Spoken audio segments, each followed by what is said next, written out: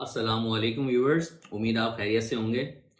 आज वीडियो में मैंने डिस्कस करना है कि शार्क टैंक जो प्रोग्राम चल रहा है इसमें बहुत सारी ऐसी टर्म्स हैं जो बीइंग ए साइंस स्टूडेंट जैसे मैं भी हूँ, तो बहुत सारी ऐसी टर्म यूज़ हो रही थी जो कि इंटरेस्टिंग थी, सुनने में बहुत अच्छा लग रहा था लेकिन उसके मतलब पता नहीं थे। तो मैंने कहा कि बहुत सारी ऐसी टर्म्स को थोड़ा सा सीखा जाए और आपसे भी शेयर किया जाए ताकि ये टर्म्स आपको लाइफ में भी काम आए अगरचे आप बिजनेस करना चाहते हो, और शार्क टैंक अगर आप देख रहे हैं तो वो भी आपके लिए थोड़ा सा इंटरेस्टिंग हो जाए। तो स्टार्ट करते हैं।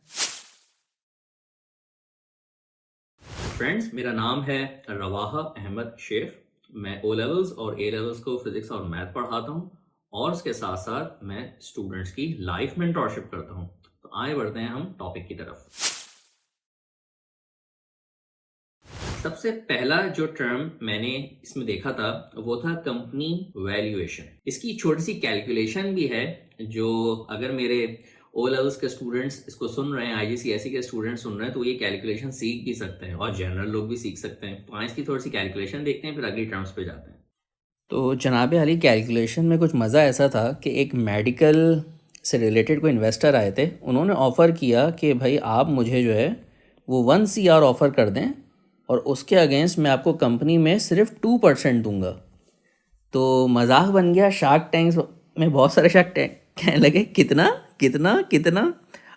तो वो जो उनके पीछे मैथ चल रही थी ना, वो हम लर्न करते हैं कि उस शख्स ने अपना बिजनेस पिच किया और उसने बोला कि आप मुझे 1 CR इन्वेस्टमेंट दें, उसके अगेंस्ट मैं कंपनी में आपको 2% दे दूंगा। तो शार्क्स ने पीछे मेंटल मैथ क्या किया, उन्होंने कहा कि कंपनी पूरी तो 100% की होगी, तो पूरी कंपनी की वैल्यू कितनी बनी, दैट इज़ एक्स। ये हो गई मैथ। तो इसको सॉल्व करने के लिए बस करना ये होगा कि थोड़ी सी मैथ ये लगाएंगे। ये 1 CR मल्टीप्लाई हो जाएगा 100% से, और यहाँ से ये x मल्टीप्लाई हो जाएगा 2% से। x ये कंपनी की कंप्लीट वैल्यू हमें निकालनी है, राइट। तो 1 CR, ये 100% और ये डिवाइड हो गया 2%। तो परसेंटेज से परसेंटेज सिंबल कैंसिल, 2 1 2 और 2 5 10, ज़ीरो इधर आ गया। ये 50 जब 1 से मल्टीप्लाई होगा तो ये बन जाएगा 50 CR। तो 50 करोड़ की ये इनकम निकल आई, 50 करोड़।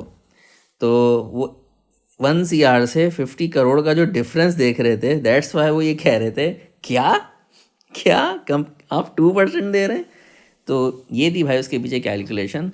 तो आप उसको डायरेक्ट भी कर सकते हैं। डायरेक्ट अगर आप प्रोग्राम देख रहे हैं और आपको जो है वो वैल्यूएशन कैलकुलेट करनी है, तो बस आप ये देखो कि बंदे ने जो है वो इन्वेस्टमेंट कितनी डिमांड की है और उसके बाद जितनी परसेंटेज उसने की है, फॉर एग्जांपल 2% दी थी, तो आप ये 2/100 कर लो, ये पूरा कैलकुलेटर में कर लो, आंसर आ जाएगा। ये है भाई सिंपल। आगे बढ़ते हैं। नंबर टू पे हमारे पास जो टर्म है वो है रेवेन्यू।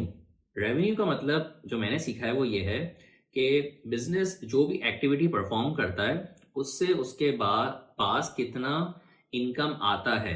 अभी इसमें से कोई एक्सपेंसेस कट नहीं हुए हैं, कोई प्रॉफिट नहीं निकला है, जस्ट वो कितना अमाउंट रिसीव हुआ है, दैट इज रेवेन्यू। थर्ड पे चलते हैं प्रॉफिट की तरफ। आसानी वर्ड है लेकिन प्रॉफिट का मतलब ये है कि एक एक एक्सपेंस माइनस हो चुका हो इनकम से, जिसमें मार्केटिंग एक्सपेंसेस हैं, सैलरीज हैं, हर किस्म के एक्सपेंसेस कट हो गए। अब जो अमाउंट बचा है वो प्रॉफिट कहलाएगा। इक्विटी की टर्म में आपने इस एपिसोड में सुना होगा कि भाई 20% इक्विटी इनके पास है, 50% इक्विटी इनके पास है। और इससे ये बात मुझे समझ में आई कि यहाँ इक्विटी का मतलब है कि वो शख्स प्रॉफिट भी मिलेगा, लेकिन जब कंपनी लॉस में होगी तो वो इतना परसेंटेज उसमें इन्वेस्ट भी करना चाहेगा या करना चाहिए, तो वो दोनों का रिस्पॉन्सिबल होता है। दैट ऑल्सो डिपेंड्स के पर्सनल बिजनेस ओनर और इन्वेस्टर के दरमियान में क्या चीज तय पाई है, ये भी डिपेंड करता है। नंबर 4, फिर इसमें कुछ टर्म्स थी, ग्रॉस मार्जिन और प्रॉफिट मार्जिन, जो कि सिमिलर सी हैं। किसी में प्रोडक्ट की कॉस्ट अगर माइनस हो रही है तो किसी में सैलरीज भी माइनस हो रही हैं, और एट द एंड प्रॉफिट का एक अलग अलग मेजर करने का एक टूल है। फिर इसमें फिर इसमें कैश फ्लो की एक टर्म यूज हुई थी, जिसका सिर्फ मतलब ये होता है कि कितना अमाउंट कंपनी में आ रहा है और जा रहा है। तो ये कैश फ्लो का एक टर्म था। फिर इसमें इक्विटी स्टेक था, जो कि मैंने अभी आपको बताया कि कितना परसेंटेज हर पार्टिसिपेंट के पास है। फिर इसमें एक वर्ड यूज हो रहा था डेट।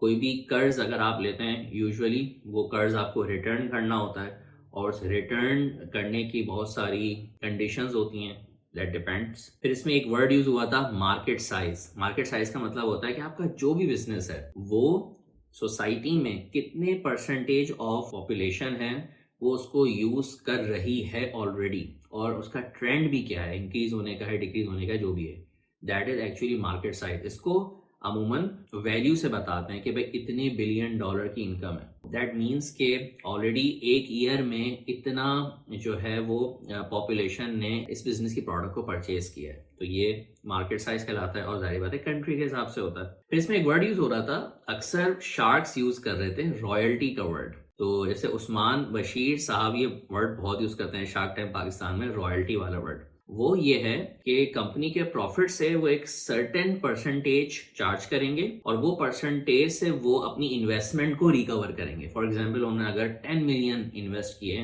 1 CR उन्होंने इन्वेस्ट किया, तो अब वो अपनी उस परसेंटेज ऑफ प्रॉफिट से अपनी इन्वेस्टमेंट को रिकवर करेंगे, और उसके बाद जब वो रिकवर हो जाएगी तो फिर उनका जो भी कंपनी में स्टेक है वो उनको लाइफ टाइम मिलता रहेगा। एक वर्ड इसमें बड़ा इंटरेस्टिंग यूज हुआ है, वो है स्केलेबिलिटी। स्केलेबिलिटी का मतलब ये होता है कि आप कंपनी के ऑपरेशंस को कितना एक्सपैंड कर सकते हैं और बाआसानी कर सकते हैं। इससे ये भी मालूम होता है कि बिजनेस कहलाता ही तब है कि जब वो ओनर की से मैनेजमेंट से चले, ओनर को खुद उसमें जॉब नहीं करनी पड़े, ताकि वो उससे इंडिपेंडेंट हो के पावर हासिल कर सके। इसी को बिजनेस कहते हैं। तो ऐसा नहीं कि एक एकेडमी है, ओनर खुद ही उसमें पढ़ा रहे हैं और उसको मैनेज भी कर रहे हैं, ये कोई बिजनेस की टर्म नहीं है, ना वो बिजनेस एक्चुअल कर रहे हैं। क्योंकि वंस वो से एक हफ्ता भी आउट हो गए या एक महीना भी आउट हो गए, उन्होंने किसी वजह से काम नहीं किया, तो बिजनेस रन थोड़ी होगा।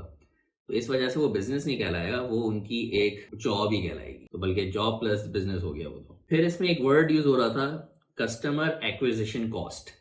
यानी कि आप ब्रांडिंग में या मार्केटिंग में कितने पैसे इन्वेस्ट करते हैं, मंथ में कितना आपने एक्सपेंस किया, और उसके एक्सपेंड करने पे कितने वैल्यू का बिजनेस आया। तो वो पता लगता है कि भाई इतना पैसा खर्च किया तो इतने बिजनेस आए, तो वो खर्च करने वाला अमाउंट कस्टमर एक्विजिशन कॉस्ट। फिर इसमें ब्रेक इवन पॉइंट और टारगेट मार्केट, जो कि सिमिलरिटी टर्म्स थी। और ब्रेक इवन पॉइंट एक ऐसा आसान सा टर्म है जिसमें ये मुझे पता चला कि कितना बिजनेस आपने क्रिएट करना है कि कंपनी के एक्सपेंसेस मीट हो जाएं, फिर उसके बाद प्रॉफिट शुरू होता है। तो ब्रेक इवन पे ही कंपनी को सबसे पहले आना बहुत जरूरी है अगर वो नया कोई बिजनेस है। ये सारी लर्निंग्स थी, तो सोचा आपसे शेयर किया जाए। तो उम्मीद है आपको इसमें कुछ लर्निंग हुई होगी, और अगर आप बिजनेस करना चाहते हैं तो एक बात मुझे समझ में आई कि ये बहुत सारी टर्म्स इंपॉर्टेंट है। ये मुझे एक लर्निंग फैक्टर मिला। इससे आपको बिजनेस की थियोरेटिकल स्टैटिस्टिक्स पता चलती हैं कि नंबर्स में क्या करना है, क्योंकि अगर आप मेजर नहीं कर सकते तो फिर आप डिसीजंस नहीं ले सकते। दूसरी मुझे ये बात समझ में आई कि आप जो भी बिजनेस कर रहे हैं, जो इन्वेस्टर हैं, कोशिश करें वो इन्वेस्टर एक्सपीरियंस और मेंटोर भी हों, उससे बड़ा फायदा होता है। और आप किसी मेंटोर से जरूर कनेक्टेड हों जो उस इंडस्ट्री में जो भी आप बिजनेस कर रहे हैं उसमें सक्सेसफुल हो, ताकि आप उनके मशवरे से, उनकी गाइडेंस से गलतियां ना करें और वो डिसीजंस लें जो आपके हक में बेहतर हो। तो ये मुझे बातें बड़ी अच्छी लगी। उम्मीद है कि अगर आप ना बिजनेस स्टार्ट करें तो आपको भी फायदा हो। मिलते हैं इंशाल्लाह नेक्स्ट वीडियो में।